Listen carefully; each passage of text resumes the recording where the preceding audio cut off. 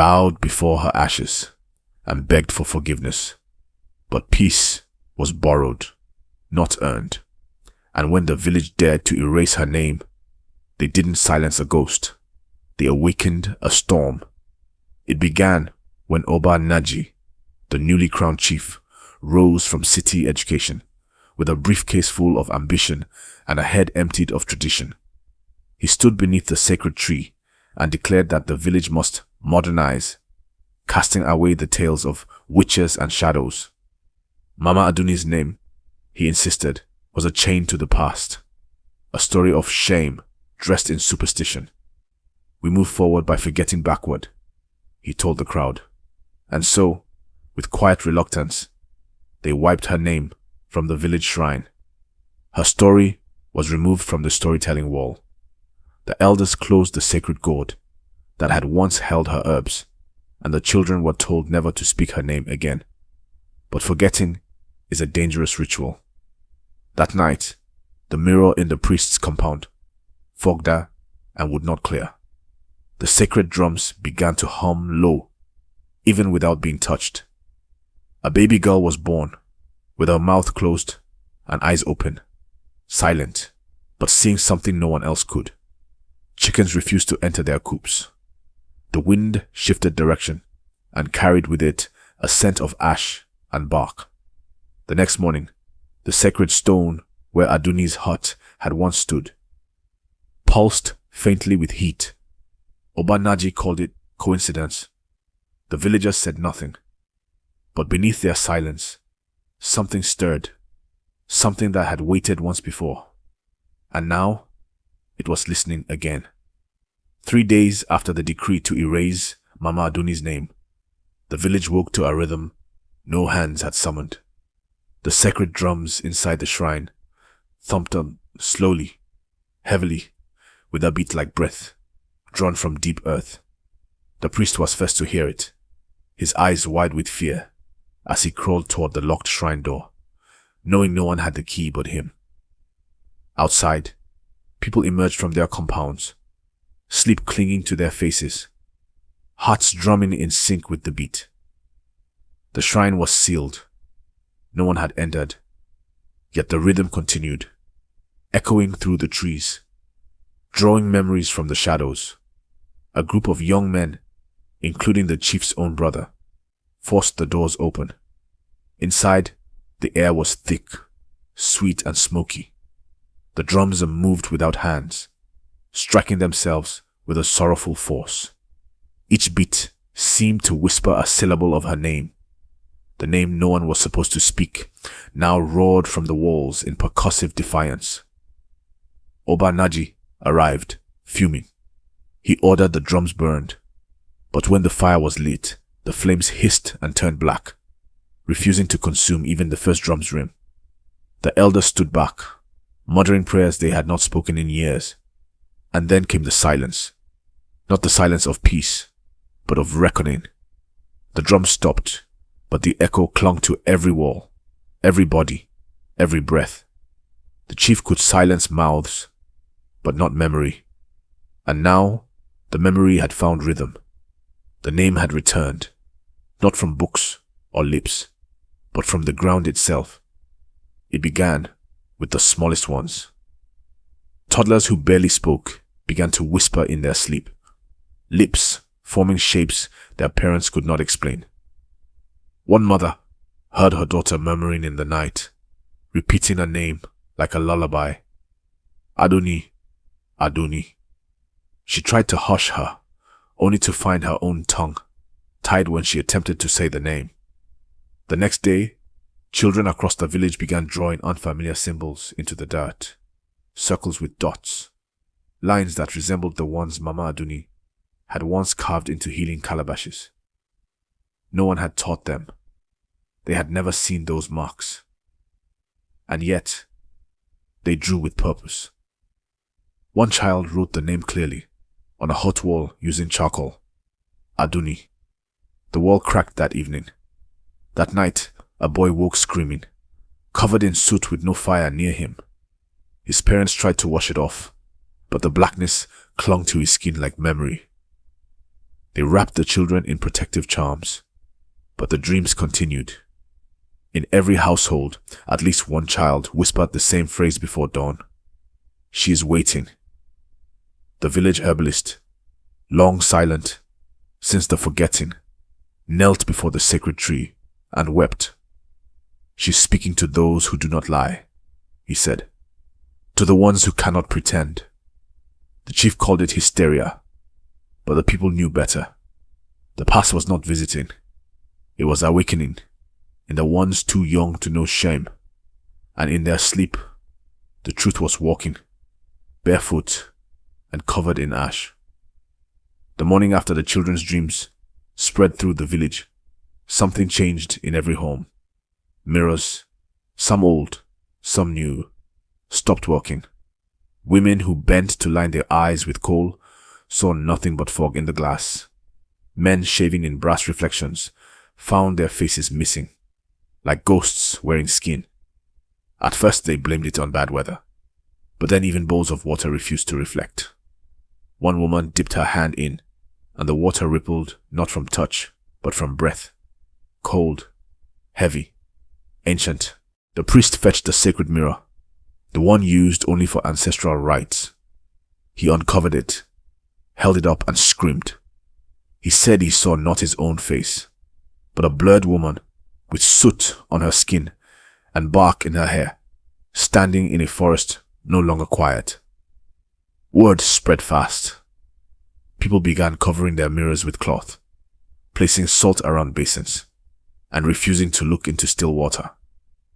One child, braver than the rest, stared into a puddle and saw her reflection smile before she did. That night, no one used water after sunset. Even the well's surface rippled without cause. She's not angry, an elder whispered. She's reminding us. You erased her face. Now she's taking yours. The chief tried to rally the people again, but his voice cracked in mid-speech. When he looked into his own polished gourd, all he saw was a shadow. Not black, not white, just absence. The village had turned away from memory, but now memory was turning away from them. It started with the boy who forgot his sister's name. He pointed at her, mouth open, soundless. His mother scolded him until she too hesitated before calling her husband. Then came a market woman who could not name the vegetables she had sold for 20 years. She held up a yam and wept, not from grief, but from confusion. Within days, names evaporated like early dew. The chief, once proud and articulate, stood before the village square and introduced himself, only to falter. His name, a word he had carried since birth, was gone. People began to write names on their walls, stitch them into wrappers, whisper them into gourds. But nothing stayed. The forgetting was not simple. It wasn't illness. It was precise. It targeted those who clapped when her name was erased, those who stayed silent when her heart burned, those who lied when they should have remembered.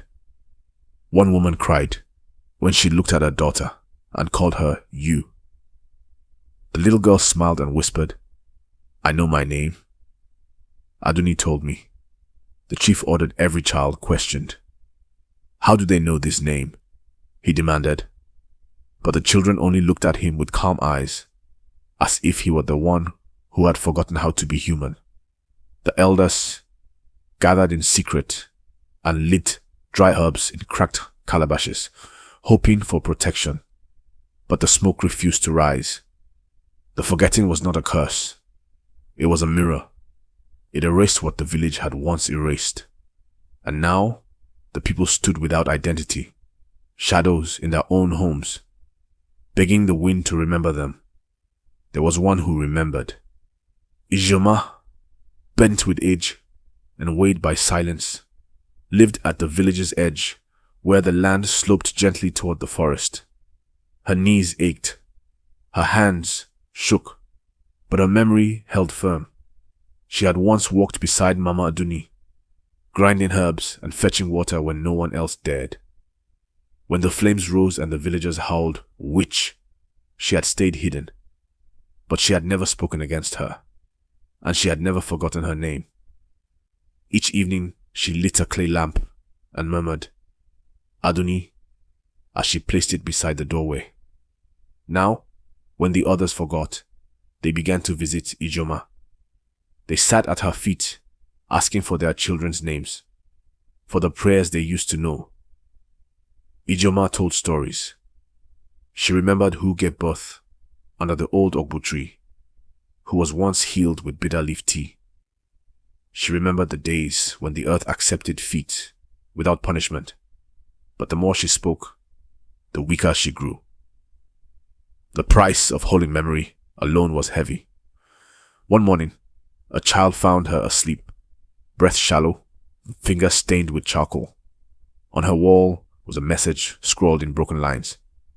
"Speak her, and you will be spoken again."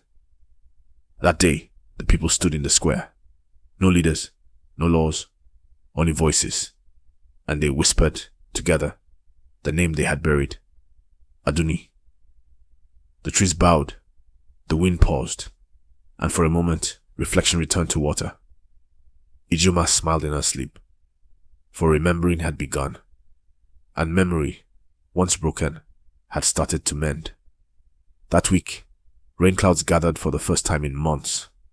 The sky darkened with weight, thunder groaning like an old drum. The people ran outside, bowls and buckets in hand, eager for relief. But the rain did not fall on rooftops or farms. It fell on only one place, Adunni's shrine. Not a drop beyond it. A clean circle of water poured from the sky, drenching the herbs left in her honor, soaking the base of the shrine where her name had been etched back in chalk.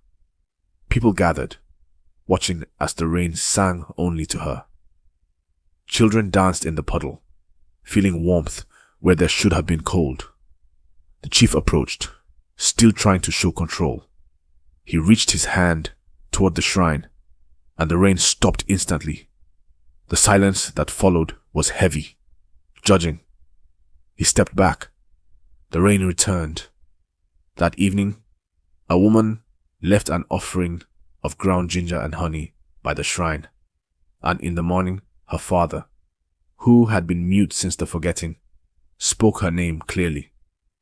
"Obianuju," he said, his voice gravelly but sure. The people gasped, but none dared question.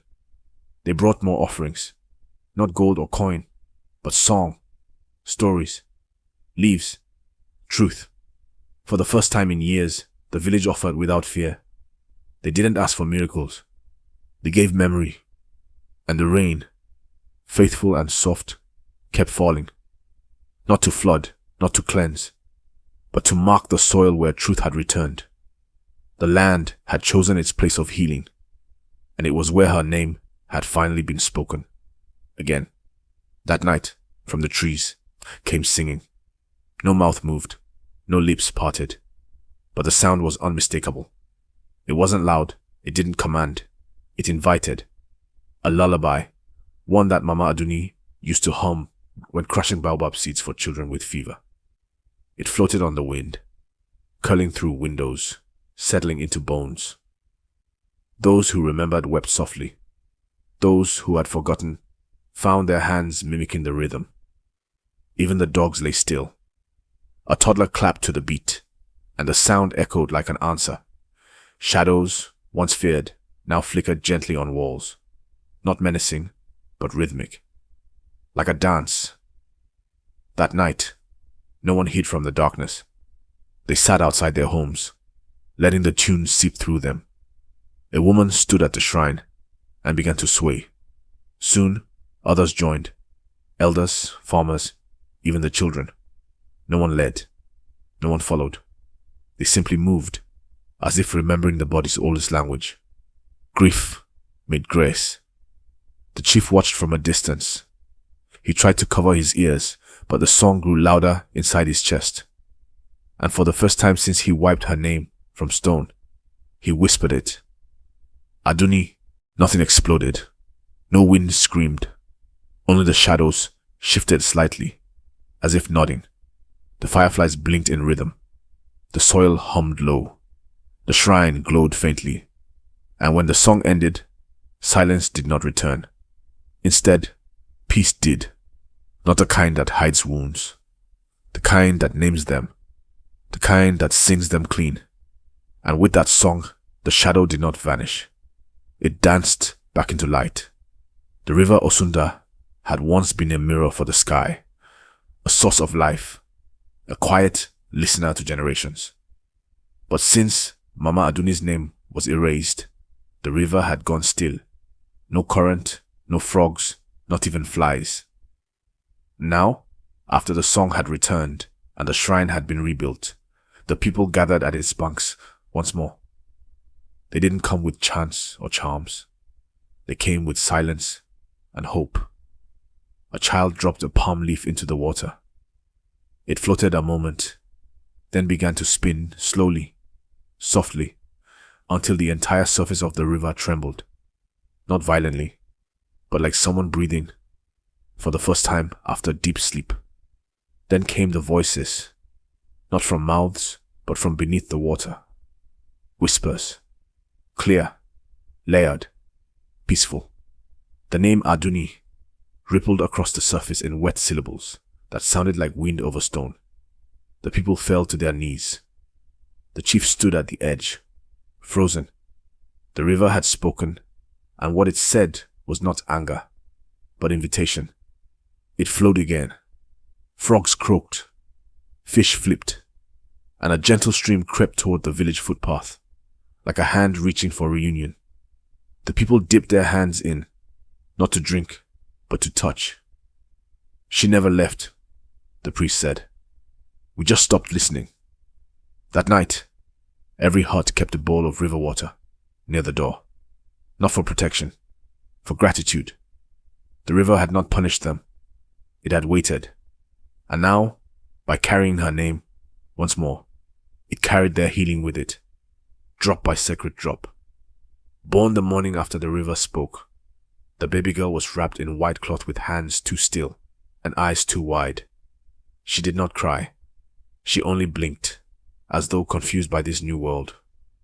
The midwife, old enough to remember Adunni's laughter, gasped when she saw the child. It's her, she whispered. Not again. But still. The mother, a young woman who had once dreamed of ashes and shadows, named the child Nanedima. Mother is good, but the villagers called her Rain Girl. From her first day, water responded to her. When she touched a dry calabash, dew formed. When she hummed, the trees swayed. At 1 moon old, she laughed, and the shrine bell rang though no one was near. Elders watched from afar. Children brought her pebbles. She held each with a look too knowing for her size. By 6 months, she could crawl straight to the sacred stone and sit there, quiet and calm, while the wind circled her like a scarf. She never spoke, not a word. But everyone said they heard her voice. Some in dreams, some in wind, some in the sudden certainty that forgiveness had already arrived. The chief, older now, slower, bowed before her one morning. I erased her, he said, but you carry her. The girl placed her hand on his wrinkled knee. He wept. The villagers no longer feared the name. They sang it now. Adunni, in lullabies, in greetings, in harvest songs. And every time the rain touched their roofs, they remembered it wasn't water alone. It was the name they almost lost, carried now in a child's silent grace. On the anniversary of the burning, the people did not fast. They feasted. They lit lamps in every doorway, poured palm wine for ancestors, and laid herbs at the shrine. But one fire, different from the rest, caught their attention. It burned backward. A single flame, lit near the ogbu tree, turned inward instead of rising. The villagers gathered. No one dared speak. The flame coiled like a rope, pulling memory from the ground. Then, without fuel or hand, it painted shapes in the air. Adunni's hut, her calabashes, her smile, the moment she walked into the forest, proud and alone. And finally, the fire formed a shape of her face, ash grey, with eyes closed in peace. It hovered for only a breath, then vanished in a sigh. No ash remained, only warmth. The people stood together, and without cue, began to hum her song. Not mournful, celebratory. The chief placed his staff before the flame and stepped back, his shadow shrinking behind him.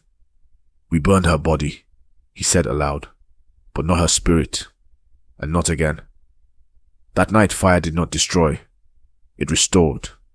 In many homes, it burned old scrolls of silence, old cloths used to cover mirrors, old charms made from fear. The villagers fed the flames with what no longer served them, and by dawn, every hut smelled of herbs, salt, and smoke. Not the smoke of punishment, but of purification, of letting go. Adunni's name had been erased in fire. Now, it was remembered in flame, and the village glowed softly in her memory. For years, the forest behind Mama Adunni's burnt hut had been feared. Children were warned to stay away. Grown men took long routes around it. But after the fire danced backward and the river sang her name, something changed in the trees. The branches leaned inward, as if creating a doorway. The leaves glistened with dew, though no rain had fallen. Birds perched silently, watching. Then, on the 7th night after the river stirred, the forest did something it had never done. It breathed out. A warm mist rolled from the undergrowth, curling toward the village like a welcome. One child stepped forward, then another, until a line of villagers stood at the edge, unsure but unafraid. A narrow footpath revealed itself, one not seen since the day Adunni disappeared into the green. The priest, oldest among them, took the first step. "She went in alone," he said, "but we returned together." They followed the path in silence, torches unneeded. The trees did not threaten. The forest opened. At the center clearing, where no one had walked in a generation, lay a small garden, untouched, blooming. Herbs, flowers, a carved wooden stool, weathered but whole, and upon it a calabash filled with water, cool, clear, glowing faintly. No one spoke. They didn't need to. They knelt, prayed, sang. They didn't ask to see her. They came to honor her. When they returned to the village, they marked the path with white stones, not to claim it, but to guide future feet. The forest had been feared. Now it was sacred. It had held her memory like a womb. And now, it had opened its arms in forgiveness. The village gathered before dawn. No festival, no command, just a quiet knowing that something had to be done. For too long, Mama Adunni's name had lived in whispers, in shadows, in soot. Now, it would live in stone. From all corners, men brought slabs. Women brought pigments, clay, charcoal, crushed petals. The children, many of whom had never seen her, arrived holding pebbles as if summoned. At the center of the village square, where her hut once stood, they erected a stone pillar. Not tall, not grand, just true. Upon it, they painted her face. Not the ghost they once feared, but the healer they once had. And below it, they carved her name, a Dunni.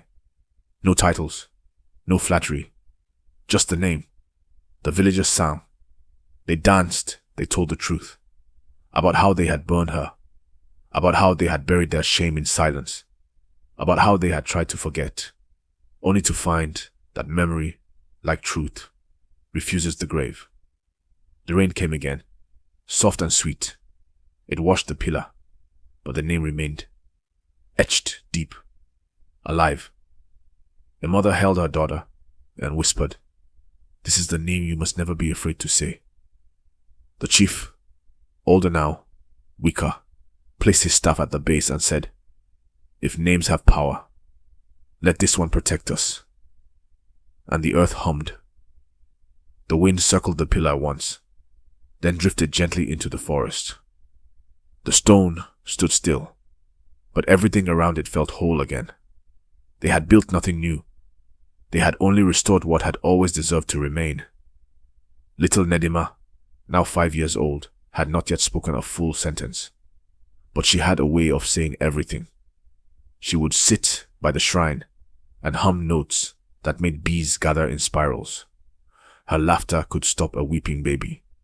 Her hands, when run over old carvings, made faded names glow like warm embers. One afternoon, she stood before the stone pillar and raised both arms to the sky. The wind came, not fierce, but deliberate. It swirled around her fingers, lifting sand into motion. Before the villagers' eyes, the sand formed symbols in the air. Adunni's name, over and over again. She turned, smiled and whispered. It must never be forgotten. It was the first full sentence she had ever spoken. The villagers gasped. The priest dropped to his knees. From that day forward, the child began to write, not with ink, but with elements. Smoke from cooking fires traced stories in the air when she passed. Leaves rustled verses when she walked beneath them. One night, a storm rose in the distance, but when it reached the village, it broke into soft rain that spelled one word along the rooftops. Remember. The elders said she was touched. The women said she was chosen. But the child never called herself anything. When asked who she was, she would simply say, "I carry her." And that was enough. She did not bring fear. She brought continuity. Adunni had not returned in vengeance nor in flesh. She had returned in memory. And through this girl, her memory had learned to speak again. Not from graves, but from wind. Time had humbled him. Oba Naji, once the mouth that erased her name, now walked slowly with the help of a carved cane. He no longer gave speeches. He sat more than he stood. But he watched. He watched as the children danced without fear, as the women sang Adunni's name while pounding yam, as men gathered, not in shame, but in stories. He watched a village that had once burned light, now live by it. One evening, just before the red sun kissed the horizon, he stood, slowly, deliberately, and walked alone to the shrine. No crowd, no ceremony, only a bowl of kola nuts and his staff. He knelt, body shaking with age, and placed both offerings at the shrine's base. Then he did something no one expected. He removed the beaded crown from his head and placed it gently beside them. "I led them wrong," he said aloud, "but I will not die pretending I was right." The wind did not howl. The earth did not rumble. But a single leaf from the ogbu tree drifted down and landed on the crown. The villagers, watching from afar, said nothing. They did not cheer. They did not kneel. They simply stood still, because some moments are louder in silence. That night, Obanaje slept peacefully for the first time in decades, and when he died a moon later, they did not bury him with his staff. They left it at Adunni's shrine, where it would stand beside the flame he once tried to smother, not as a symbol of guilt, but of finally doing what he should have done long ago, bowing. Years passed. The village changed. New roofs replaced old thatch. Paths were paved. Children went to schools beyond the hills. But one thing never changed. The stone. It stood, weathered but unshaken, at the heart of the village. And every child knew the name, carved into it. They recited it like greeting, like grounding, like truth. Adunni. Elders told the story, not to frighten, but to warn. Not to glorify suffering, but to show what silence can cost and what remembrance can restore. Tourists came, curious, but they were asked to listen first, not snap pictures.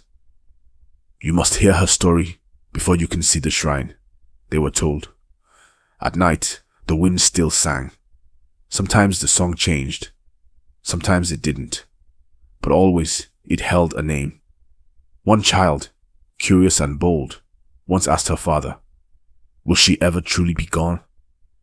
He looked at the trees, at the river, at the shrine, then said, "Only if we forget." The child nodded, then whispered her name into the earth, into the air, into herself. Adunni. That name became a seed, a rhythm, a compass, because they had learned, far too late, but not beyond healing, that names are more than letters. They are anchors, they are warnings, they are homes, and some names, when spoken from the heart, do not die. They rise, they root, they reach. And so Mama Adunni's name lived, not as a ghost, but as guidance, not from fear, but from love, not from myth, but from memory. And memory, like her name, could never be erased again. We hope you enjoyed today's story. Give this video a thumbs up and don't forget to subscribe to our channel. Feel free to share your thoughts in the comment section below. That's all for today. Take care, folks.